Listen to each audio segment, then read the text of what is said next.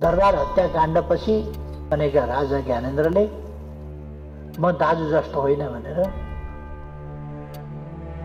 सत्ता हातमा लिने, घोषणा गर्ने, नेताहरूलाई थुन्ने, घरमै थुन्ने, सञ्चार माध्यमहरूमाथि पुरै सेन्सरसिप मात्रै होइन पुरै नियन्त्रण यस खालको गर्ने, नेताहरूलाई पार्टीलाई त गन्दै नगर्ने, प्रतिबन्ध भनेको थिएन तर प्रतिबन्ध भन्दा सर्को थियो।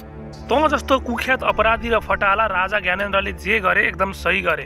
तँ जस्तो फटाले खुलेआम रूपमा चाहिँ सोसल मिडियामा गरेको प्रतिबन्ध तैँले बिर्सिस्। राजा ज्ञानेन्द्रले अघोषित रूपमा गरेको प्रतिबन्ध भनेर जसरी तैँले बोलिरहेको छस्, तँ अन्न खान्छस् या गु खान्छस्? तैँले त पुरै सोसल मिडियालाई ठापठुपै पारिदिएको थिइस्। र रह्यो अहिलेका जेनजीका कुराहरू, जसरी राजाले चाहिँ तिमीहरूलाई चाहिँ नजरबन्द राखेर चाहिँ सबलाई च्यापचुप थुनेर चाहिँ बन्द गर्नुभएको थियो, सबलाई थुन्नुभएको थियो, अहिलेको जेनजीले गर्न चाहेको पनि त्यही नै थियो। तर तिमीहरू चाहिँ कसो कसो गरेर बच्यौ।